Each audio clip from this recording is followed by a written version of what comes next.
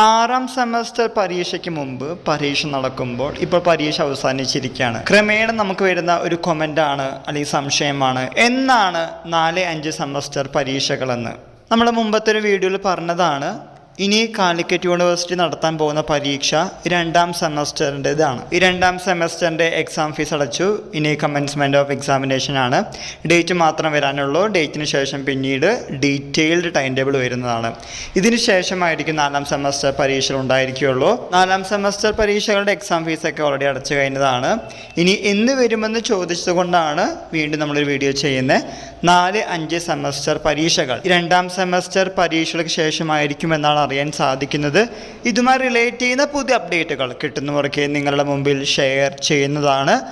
എന്തു തന്നെയാണെങ്കിലും പഠിച്ച് മുന്നോട്ട് പോവുക. നിങ്ങളുടെ എക്സാം ഡേറ്റും അനുബന്ധ കാര്യങ്ങളും നമുക്ക് കിട്ടുന്നവർക്ക് നിങ്ങളുടെ മുമ്പിൽ തീർച്ചയായിട്ടും പറയും. അതുവരെയും സ്റ്റേ ചെയ്യുക. എല്ലാവർക്കും ഒരിക്കൽ കൂടി നന്ദി, നമസ്കാരം.